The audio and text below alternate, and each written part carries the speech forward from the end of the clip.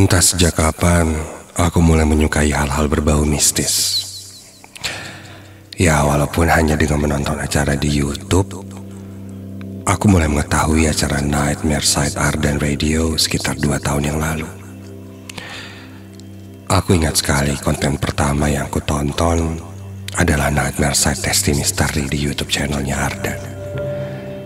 Saat itu yang dibahas adalah pengalaman seram saat di sekolah. Dan sejak itu juga aku mulai mengikuti acaranya di radio setiap malam Jumat. Namaku Rizky, salah satu murid SMK yang ada di Kabupaten Bandung. Malam itu aku mendengarkan Nightmare Side di radio. Tak terasa aku mendengarkannya sampai larut malam. Sampai akhirnya aku pun tertidur. Jujur, saat aku mendengarkan Nightmare Side sendirian, aku merasa ketakutan. Namun karena aku di rumah adalah anak tunggal, siapa lagi yang akan kuajak untuk mendengarkan bareng?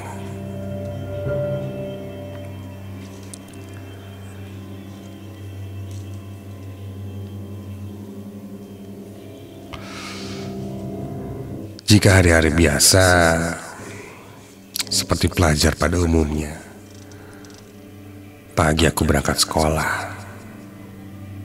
Dan sampai di sekolah, aku mengikuti kegiatan belajar mengajar seperti seharusnya.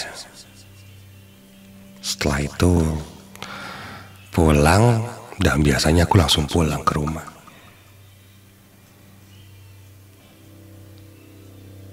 Saat itu,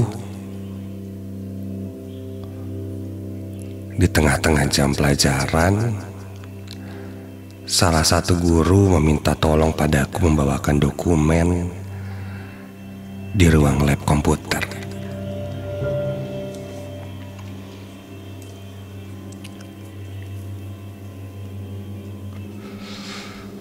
Aku pun pergi ke ruang lab komputer. Saat itu sekitar jam 1 siang, dan kondisi cuaca sedang mendung, gelap, sepertinya akan turun hujan. Ketika sampai di lab,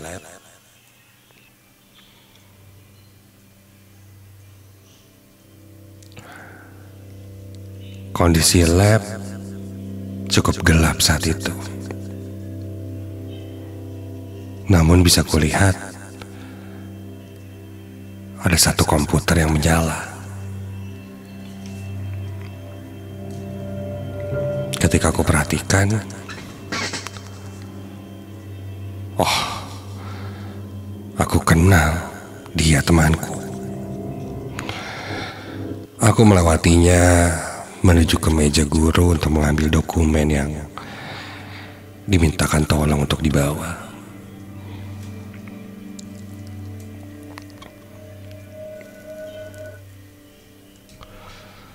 Kulihat temanku sudah mengerjakan sesuatu sambil memakai headphone-nya.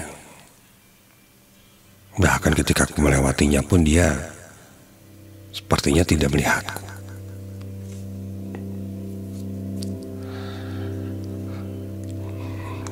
Ketika aku ambil dokumennya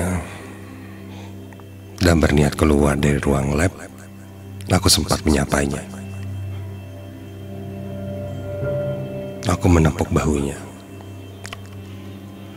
dan dia melihatku cukup kaget.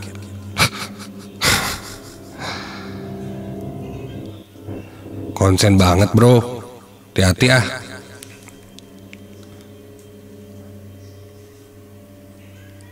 Aku pun berjalan menuju ke arah pintu luar. Dari kejauhan, temanku yang berada di depan komputer itu bertanya padaku, "Bisa ngapain? Ke lab komputer? Ngambil dokumen bro, disuruh ibu. Aku jawab seperti itu.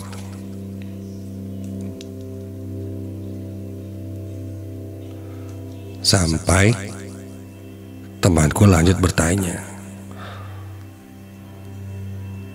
sama siapa datang ke sini? Siapa gimana menurutku? Jelas aku sendirian. Lanjut, dia berkata, yang datang denganku, yang ada di belakangku itu siapa? Jelas-jelas aku hanya sendirian. Dah, basi tau gak bercandanya? Gak lucu. Ya, cabut. Jujur saat itu aku tidak mengerti apa yang dia ucapkan. Namun yang ku tahu, temanku itu memang katanya agak sensitif. Bisa dibilang dia indigo. Karena penasaran, saat pulang sekolah, aku coba tanyakan maksud temanku itu berkata di lab komputer tadi. Dia seakan tidak mau memberitahukan dan hanya menyuruhku ketika pulang bersih-bersih, wudhu, sholat. Aku coba pastikan lagi, ya emangnya ada apa? Siapa yang tadi kamu lihat bareng sama saya? Aku cukup serius saat itu, karena tahu dia indigo. Tapi dia tidak mau menjawab. Dan lanjut pulang. Sepanjang perjalanan, hal itu menggangguku.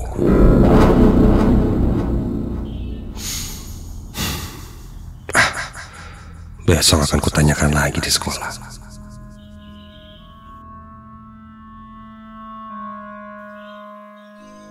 Sayangnya keesokan harinya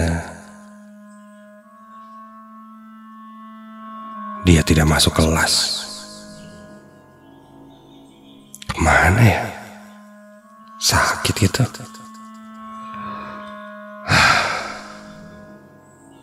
Hari itu pun berlalu. Dan saat itu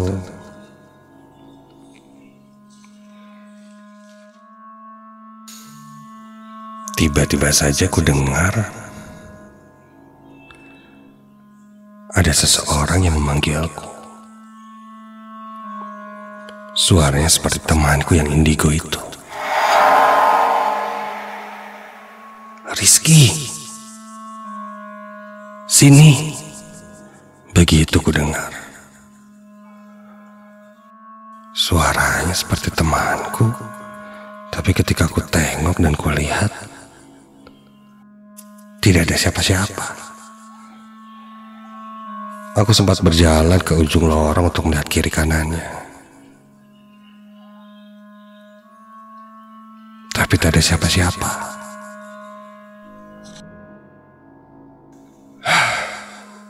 Aku pun berjalan menjauhi ujung lorong. Dan aku pun coba untuk tidak memikirkannya. Keesokan harinya, di hari Sabtu, ada acara eskul paskibra di sekolahku. Kami berlatih dan kupikir tidak akan sampai malam. Namun ternyata sampai jam 7 malam aku masih berada di lapangan sekolah. Pegal rasanya. Aku pun mencuri-curi waktu pergi ke kelas sejenak untuk merebahkan badanku. Aku duduk di kursi, menumpuk tanganku di atas meja, dan mulai menunduk, memejamkan mata. Dan tiba-tiba, astaga,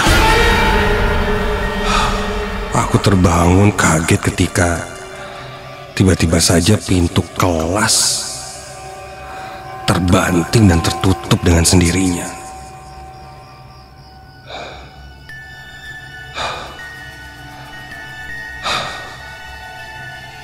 Aku melihat ke arah pintu, apa mungkin itu seniorku ya, yang menegurku karena aku tidur di kelas.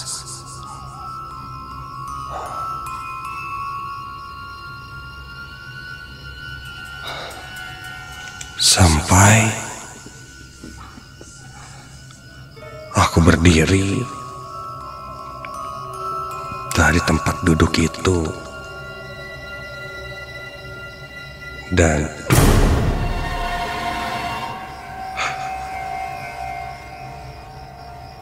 seperti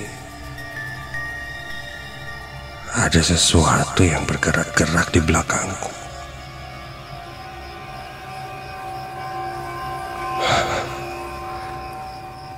Iya, dari sudut mataku aku bisa merasakan di belakangku ada sesuatu yang bergerak-gerak seakan melayang di tengah kelas.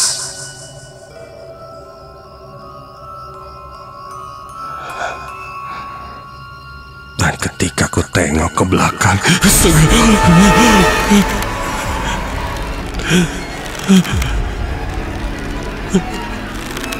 terlihat ada satu sosok yang melayang seakan tergantung dan bergerak-gerak, meronta-ronta karena ada sesuatu yang terikat di lehernya.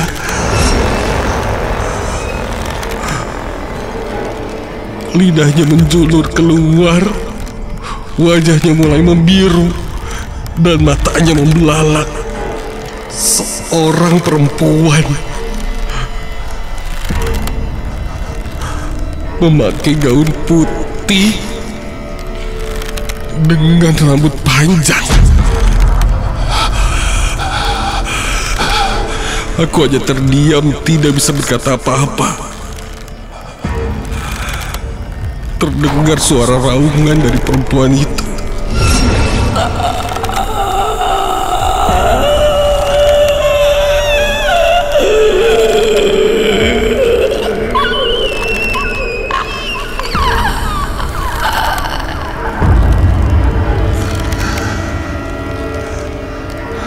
Aku tutup mataku, telingaku.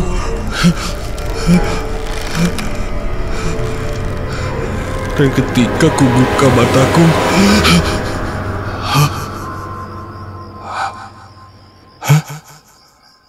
aku berada di ruang UKS. Loh, teman-temanku sudah mengelilingiku. Mereka bilang aku pingsan cukup lama dan sedang memanggil keluargaku untuk menjemputku ke sekolah.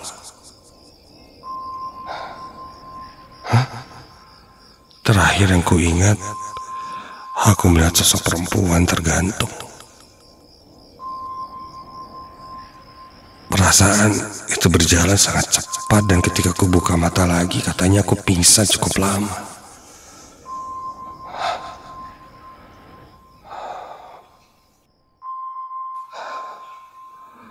Aku menahan untuk tidak menceritakan apapun. Sampai akhirnya, beberapa hari kemudian aku bertemu dengan temanku yang indigo itu. Aku pun bertanya padanya apakah yang dimaksud bersamaku itu adalah sosok perempuan. Ia pun mengangguk. Siapa sosok itu, ku bilang.